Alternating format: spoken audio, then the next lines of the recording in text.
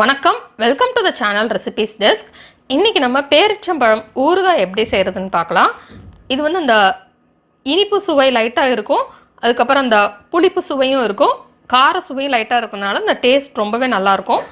இது சாதத்தோடலாம் வச்சு சாப்பிட்றதுக்கு நல்லாயிருக்கும், தயிர் சாதத்தோடு வச்சு சாப்பிட்றதுக்கு ரொம்ப நல்லாயிருக்கும். இதுக்கு வந்து 25 பேரிச்சம்பழம் எடுத்துக்கலாம். நடுவில் உள்ள இந்த கொட்டையை வந்து நம்ம எடுத்துடலாம்.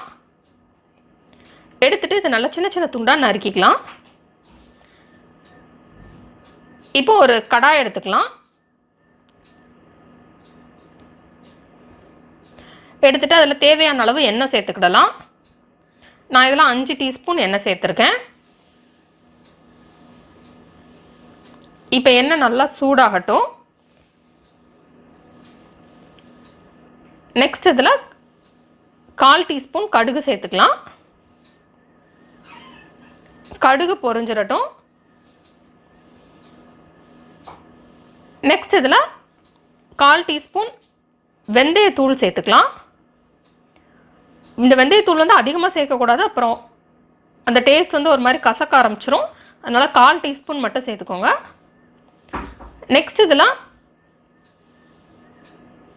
7 பல் பூண்டு வந்து சின்ன சின்ன துண்டாக நறுக்கி உள்ளே சேர்த்துக்கலாம்.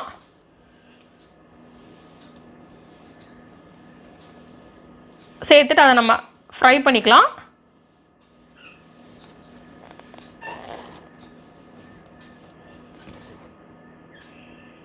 பூண்டு நல்லா ஃப்ரை ஆகட்டும், அது வரைக்கும் நம்ம இதை ஃப்ரை பண்ணிடலாம்.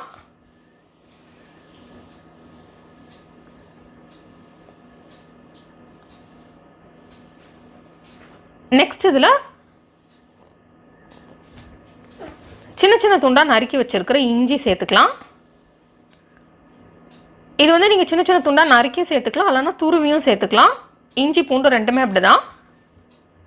1 டேபிள் ஸ்பூன் இஞ்சி சேர்த்துடலாம். நல்ல சின்ன சின்ன துண்டாக நறுக்கிடுங்க, இல்லைன்னா துருவி சேர்த்தாலும் நல்லா தான் இருக்கும். இது ரொம்ப பெரிய ஸ்லைஸாக நீங்கள் கட் பண்ணிங்க அப்படின்னா டேஸ்ட் நல்லா இருக்காது. நல்ல சின்ன ஸ்லைஸாக இருந்தால் தான் நல்லா ஃப்ரை ஆகும், அந்த டேஸ்ட் ரொம்பவே நல்லாயிருக்கும். இப்போ இந்த இஞ்சி பூண்டு நல்லா ஃப்ரை பண்ணணும், நல்லா அந்த பச்சை வாசனையெல்லாம் போகணும். அது வரைக்கும் இந்த ஆயிலில் போட்டு நல்லா நம்ம ஃப்ரை பண்ணிடலாம்.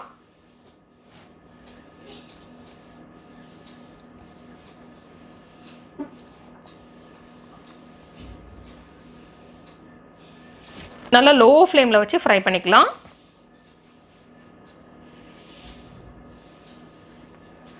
இது வந்து கைவிடாமல் நல்லா ஃப்ரை பண்ணிகிட்டே இருங்க, இல்லைன்னா டக்குன்னு அடி பிடிச்சிரும். இஞ்சி பூண்டு வந்து டக்குன்னு அடி பிடிச்சிரும், அதனால் நம்ம கைவிடாமல் இந்த மாதிரி ஃப்ரை பண்ணிட்டே இருக்கலாம். இந்த ஊறுகாய் வந்து நீங்கள் நிறையா செஞ்சு யூஸ் பண்ண போகிறீங்க அப்படின்னா நிறைய கூடுதலாக எண்ணெய் சேர்த்துக்கோங்க, அப்போ தான் சீக்கிரத்தில் கடாது.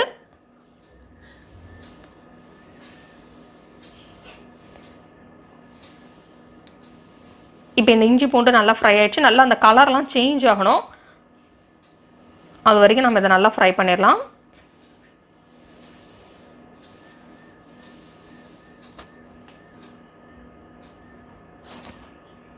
இப்போ இதில் சின்ன சின்ன துண்டாக நறுக்கி வச்சுருக்கிற பச்சை மிளகாய் சேர்த்துடலாம். நான் இதில் 3 பச்சை மிளகாயை சின்ன சின்ன துண்டாக நறுக்கி சேர்த்துருக்கேன்.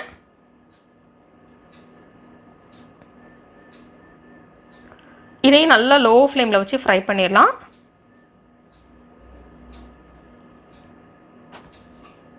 இதில் வந்து நம்ம வத்தல் தூளும் சேர்ப்போம், அதனால் பச்சை மிளகாய் வந்து இதில் 3 சேர்த்துருக்கேன். உங்களுக்கு நல்லா இன்னும் காரமாக வேணும் அப்படின்னா நீங்கள் கூடுதலாக 2 கூட சேர்த்துக்கலாம். இது வந்து காரம் ரொம்ப கரெக்டாக இருக்கும். இந்த பச்சை மிளகாவும் நல்லா ஆயிலில் ஃப்ரை ஆகணும். இதையும் நல்லா லோ ஃப்ளேமில் வச்சு நம்ம ஃப்ரை பண்ணிடலாம்.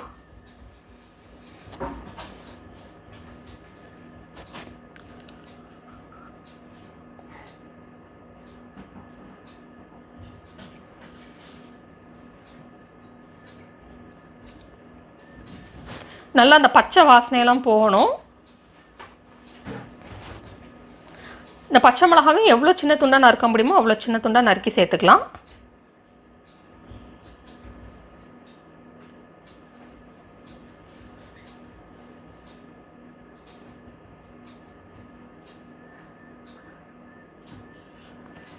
இப்போ பச்சை மிளகா ஃப்ரை ஆயிடுச்சு. நெக்ஸ்ட் இதில் நம்ம டேட் சேர்த்துடலாம்.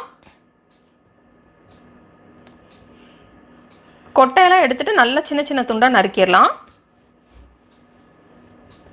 நறுக்கிட்டு டேட் சேர்த்து நம்ம ஃப்ரை பண்ணிடலாம்.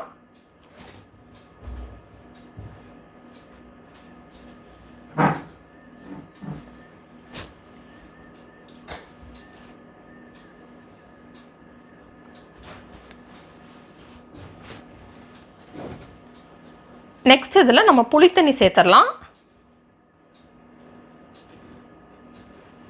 நல்லா கெட்டியாக இருக்கக்கூடிய புளித்தண்ணி 1 கப் சேர்த்துடலாம். சேர்த்துட்டு அதை நல்லா மிக்ஸ் பண்ணி விட்டுலாம்.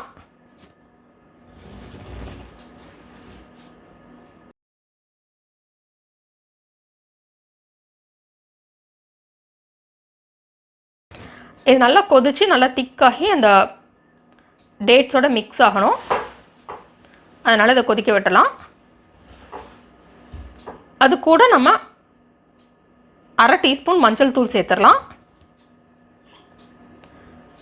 நெக்ஸ்ட் இதில் வத்தல் தூள் சேர்த்துடலாம். நான் இதில் 2 டீஸ்பூன் வத்தல் தூள் சேர்த்துருக்கேன். உங்களுக்கு எவ்வளோ காரம் தேவையோ அதுக்கேற்ற மாதிரி சேர்த்துக்கோங்க. இது எல்லாத்தையுமே சேர்த்துட்டு எல்லா பச்சை வாசனையும் போகிற வரைக்கும் நம்ம கொதிக்க விட்டலாம். இப்போ நம்ம டிஷ்ஷுக்கு தேவையான அளவு உப்பு சேர்த்துடலாம்.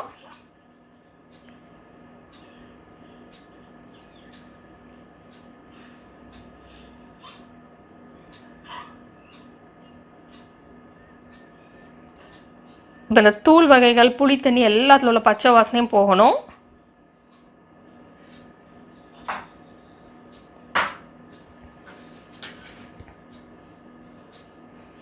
இப்போ பச்சை வாசனையெல்லாம் போயிடுச்சு. நல்லா அந்த டேட்ஸ் வந்து மிக்ஸ் ஆகி நல்லா அந்த மாதிரி திக்காயிடுச்சு.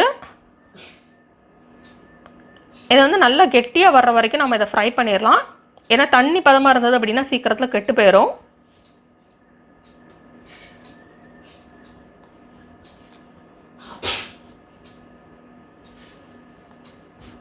நல்லா திக்காக வர வரைக்கும் நம்ம இதை ஃப்ரை பண்ணிவிட்டு லாஸ்ட்டில் 1 டேபிள் ஸ்பூன் வெல்லம் இல்லைன்னா சர்க்கரை சேர்த்துக்கலாம். நாட்டு சர்க்கரை இல்லைன்னா வெள்ளை சர்க்கரை இல்லைன்னா வெல்லம் எதுனாலும் சேர்த்துக்கலாம். இது எல்லாத்தையுமே சேர்த்துட்டு இதை நல்லா மிக்ஸ் பண்ணிடலாம். நல்லா கெட்டியாகட்டும், அது வரைக்கும் நம்ம இதை மிக்ஸ் பண்ணிடலாம். மிக்ஸ் பண்ணிவிட்டு நம்ம ஸ்டவ் ஆஃப் பண்ணிடலாம். நமக்கு ஊறுகாய் ரெடி ஆகிடுச்சு. இது நல்லா ஆற விட்டுறலாம். இது நல்லா ஆறுனதுக்கப்புறம் ஒரு க்ளீனாக ட்ரையாக இருக்கக்கூடிய பாட்டிலில் ஸ்டோர் பண்ணிடலாம். அப்போ தான் அது ரொம்ப நாள் ஃப்ரெஷ்ஷாக இருக்கும்.